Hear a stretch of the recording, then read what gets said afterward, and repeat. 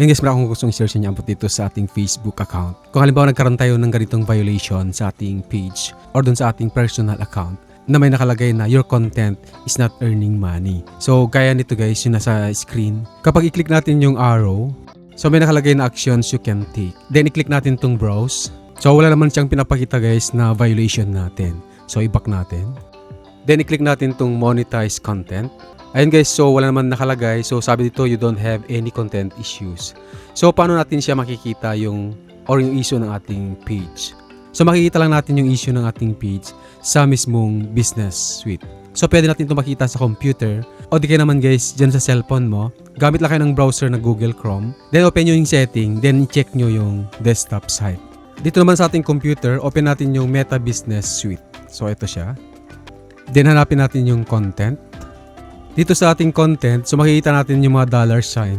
Kung mayroong dilaw dito or red, ibig sabihin may violation po yun. So ginagawa ko dito guys, manual ko siyang tinitignan isa-isa. So ini-scroll down ko para makita ko kung may pula or red. So ito guys, mayroon tayong nakita na red. So sabi dito, monetization pause. So ito yung dahilan guys bakit nagkaroon tayo ng violation dito sa ating page na may lumalabas doon na your content is not earning money. So para ma-solve natin to, meron tayong dalawang paraan para matanggal natin yung violation. So pwede natin siyang i-delete directly dito sa ating Meta Business Suite. O di ka naman guys, pwede natin i-edit yung video.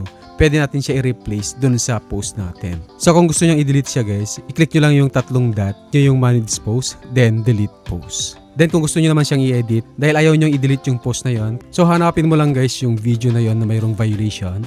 Then i-click mo yung edit. So ito siya guys, your Reels earnings are being claimed by music right holder. So click lang natin yung tatlong dot sa gilid guys. Then click natin yung edit post. Then click natin to guys yung X para matanggal yung video. Pero bago nyo itong gawin guys, make sure na na-download nyo na itong video na or naitabi nyo yung backup file nyo dyan.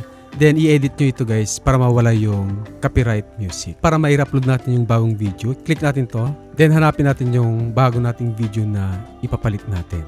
Ayun guys, na-upload na. Then click natin tong save. Then click natin ulit yung save.